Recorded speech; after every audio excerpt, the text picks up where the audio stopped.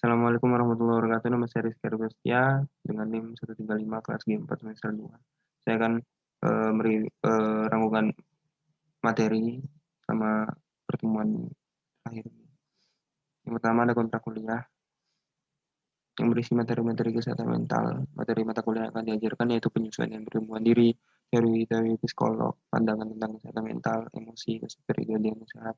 Tapi tidak semua belum masuk ke dalam rangkuman ini. Yang pertama ada konsep sehat sakit. Konsep sehat sakit menurut WHO adalah kondisi yang lengkap yaitu sejahtera fisik, mental, dan sosial, tidak hanya terbebas dari gejala atau penyakit. Konsep sakit dibagi menjadi tiga yaitu disease, penyimpangan, dan simptomnya diketahui melalui diagnosa. Illness, konsep psikologis yang menuju pada perasaan, persepsi, dan pengalaman subjektif, dan sickness, konsep psikologis yang merupakan sebagai penerimaan sosial terhadap seseorang yang mengalami kesakitan. Dalam mental dalam Islam ada di dalam Quran surah Al-Ma'arij ayat 19-22 yang artinya sesungguhnya manusia diciptakan dalam keadaan berkeluh kesah. Ketika ditimpa kesulitan dia gelisah, dan ketika ditimpa kebahagiaan mendapatkan dia kebahagiaan dia akan berpikir, kecuali orang-orang yang sholat, kecuali orang-orang yang beriman. Pengertian kesehatan mental. Kesehatan mental berasal dari istilah mental hygiene. Ilmu kesehatan mental adalah objek kajiannya adalah memperhatikan perawatan mental jiwa. Objek kajiannya adalah kondisi mental manusia dengan memandang manusia sebagai totalitas psikofisik yang kompleks. Kesehatan mental menurut Yahuda, batasan kesehatan mental meliputi sikap kepribadian membaik terhadap diri sendiri, pertumbuhan dan perkembangan, keseimbangan mental, dan kemampuan menguasai dan berintegrasi dengan lingkungan. Kesehatan mental itu menurut Sanders dalam Simon, efisiensi mental, pengendalian dan integrasi antara pikiran dan perilaku, terus perasaan dan emosi yang positif, dan ketenangan dan kedamaian yang ada dalam pikiran. Menurut Maslow beda lagi. Menurut Maslow itu kesehatan mental itu kriterianya adalah memiliki perasaan yang aman tepat, penilaian diri dan insight yang rasional, terus mempunyai spontanitas emosional yang tepat. Terus model-model kesehatan mental. Bab 3. Tokoh-tokoh konsep kesehatan mental ada Abu Zaid Ahmed, dokter dari Persia, penulis kitab Masali Al-Abdan. Terus yang kedua ada tokoh Ali Ibnu Sahal Araban Tabari, penulis kitab Firdaus Al-Hikmah. Terus dia yang psikoterapi dan konseling untuk gangguan jiwa dalam Islam. Tokoh kesehatan mental dalam Islam. Terus perbedaan konsep kesehatan mental budaya dan barat dan timur. Budaya barat itu lebih memandang kesehatan bersifat dualistik, yang mengibaratkan manusia itu sebagai mesin. Kalau timur bersifat holistik, melihat sehat secara menyeluruh, dan semua itu saling berkaitan. Pendekatan budaya barat itu ada biomedis, pendekatan kesehatan mental budaya barat itu ada biomedis, psikiatris, terus psikosomatis. Kalau biomedis dipengaruhi filosofi Yunani atau Aristoteles. Kalau biomedis itu manusia terdiri dari tubuh dan jiwa. Terus konsep sehat sakit hanya memfokuskan pada faktor biologi. Kalau pendekatan psikiatris itu ada model-modelnya, model organik, psikodinamik, behavioral, dan sosial. Organik itu menekankan pada ukuran fisik. Kalau psikodinamik berfokus pada perkembangan pengalaman. Kalau behavioral itu terjadi karena kemungkinan lingkungan. Kalau sosial itu menekankan gangguan dalam konteks performanya. Terus ada yang terakhir ada pendekatan psikosomatis. Muncul karena tidak puasnya dengan pendekatan biomedis dan menganggap bahwa tidak ada penyakit fisik tanpa disebabkan oleh antecedent emosional dan sosial. Lalu ini pendekatan budaya timur. Pendekatan budaya timur ada holistik sempit dan holistik luas. Holistik sempit itu apa? Organisme manusia dari suatu sistem kehidupan yang semua komponennya saling terkait. Kalau holistik luas itu sistem manusia itu merupakan satu integral dari sistem-sistem yang lebih luas. Jadi ada lagi sistem yang lebih luas dari sistem yang ini, di mana organisme individual itu berinteraksi secara terus-menerus dengan fisik dan sosialnya. Konsep model kesehatan mental itu ada mental health as above normal dan mental health as positive psikolog. Kesehatan mental dapat dianggap sebagai di atas normal dan kesehatan mental merupakan psikolog positif.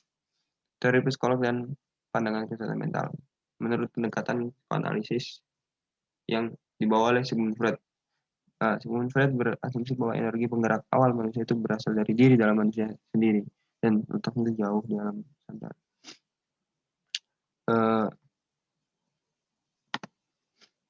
Psikoanalisis, pendekatan psikoanalisis ada conscious, sadar, berkonsius, prasadar, dan unconscious tidak sadar. Konsep struktur kepribadian dibagi menjadi tiga menurut Sigmund Freud, yaitu ID, ego, superego.